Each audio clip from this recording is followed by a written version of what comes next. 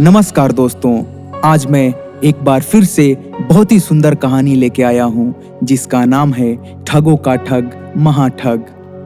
किसी गांव में एक मशहूर ठग रहता था।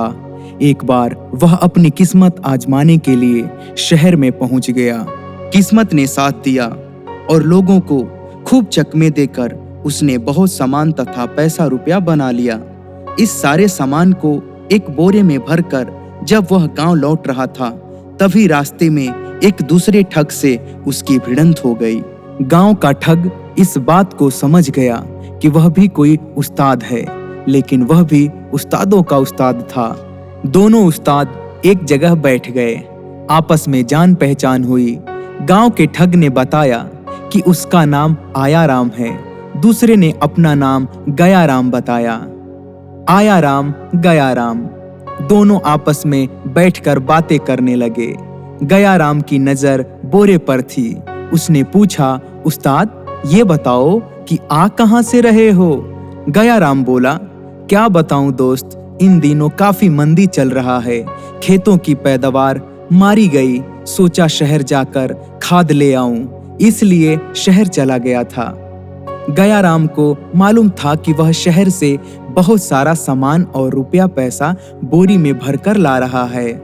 अनजान बनते हुए उसने पूछा, तो इस बोरे में खाद ला रहे हो? आयाराम अत्यंत दीनहीन बनता हुआ बोला, हाँ, खेतों के लिए खाद तो जरूरी है। सस्ती कीमत पर मिल रही थी, सोचा लेता चलूं।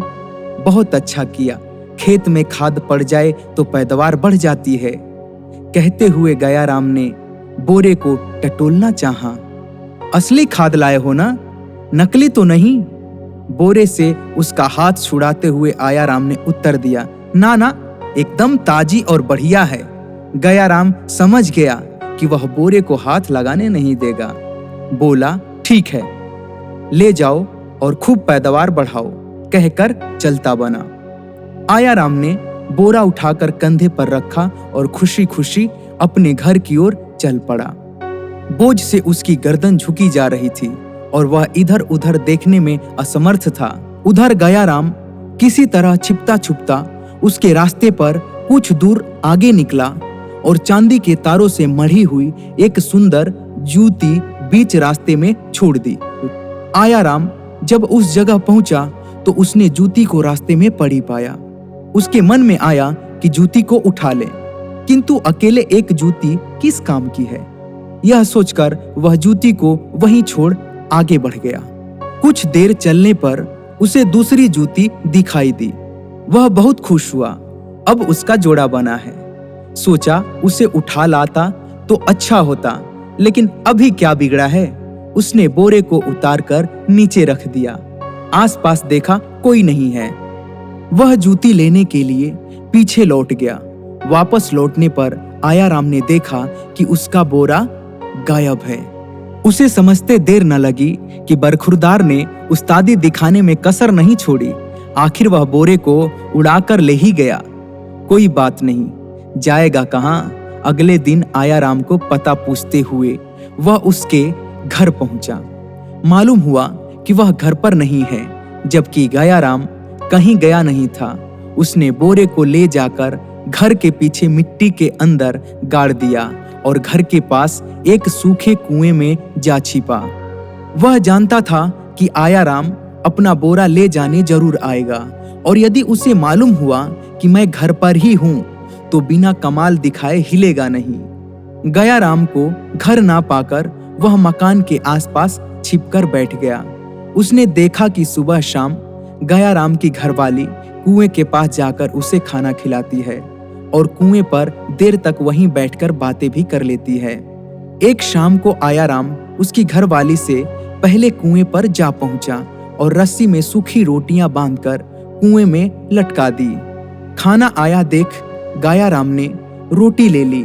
बिना सब्जी के सूखी रोटियां देखकर बोला, अरे भाग्यवान, रोज ही बढ़िया खाना बनाकर देती है, आज क्या हो गया? सिर्फ रोटियां हैं? आज तो उन पर मक्खन भी नहीं लगाया। आयाराम पतली आवाज बनाकर बोला, मक्खन कहां से लाऊं? कल से घर में खाने को कुछ नहीं है, दाल, सब्जियां, मक्खन सभी कुछ खत्म हो गया है।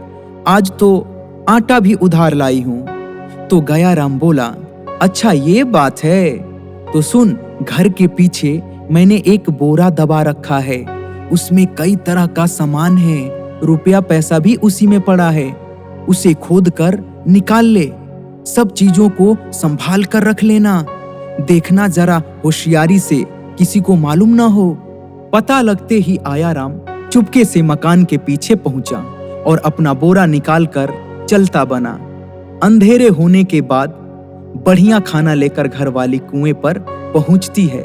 फिर गयाराम बोला, सचमुच तूने कमाल कर दिया, इतनी जल्दी बोरी को निकालकर सामान भी ले आई हो।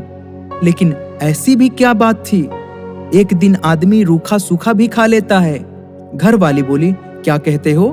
गयाराम बोला, अभी कुछ देर पहले तुम सूखी रोटियां देकर गई हो, अब बढ़िया खाने की क्या जरूरत थी? तो घरवाली बोली, मैंने तुम्हें रोटियां नहीं दी, खाना तो अब बना है, वही लेकर आई हूं। यह सुनकर गयाराम चौंक उठा। सोचा, कहीं उस्ताद नहले पर दहला तो नहीं लगा गया। वह फौरन कुएं से बाहर निकलकर आया। घर के पीछे जाकर देखा, मैदान साफ था। आयाराम बोरा लेकर गयाराम बन चुका था। दोस्तों, उस्ताद तो उस्ताद ही होता है।